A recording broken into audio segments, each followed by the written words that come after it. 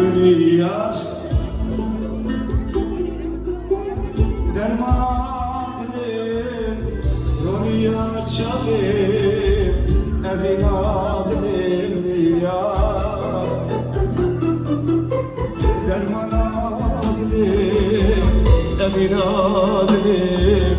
Ronya çalim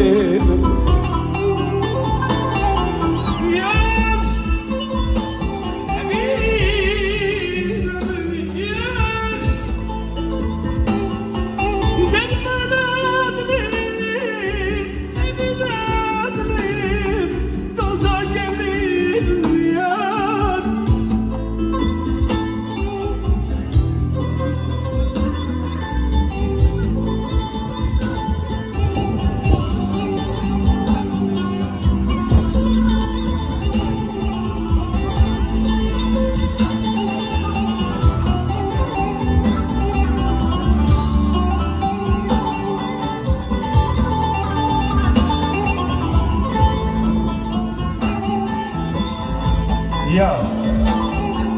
kesin soru zararını Tükoza kelime Zamanı dayı kamını ya sos dedim Tüccar tebir nadim sos dedim Beni ya tebikim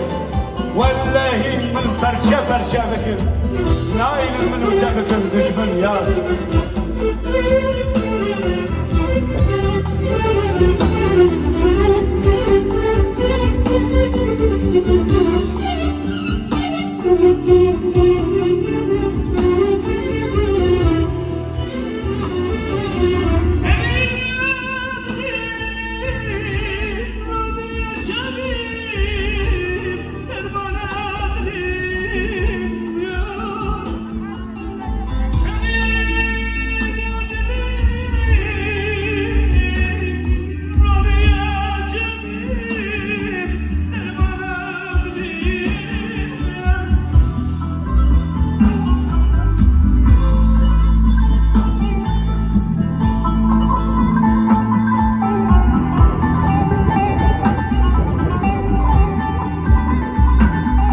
Geldim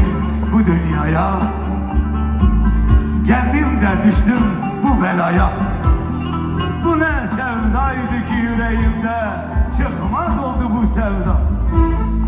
Ey seni görmez olaydı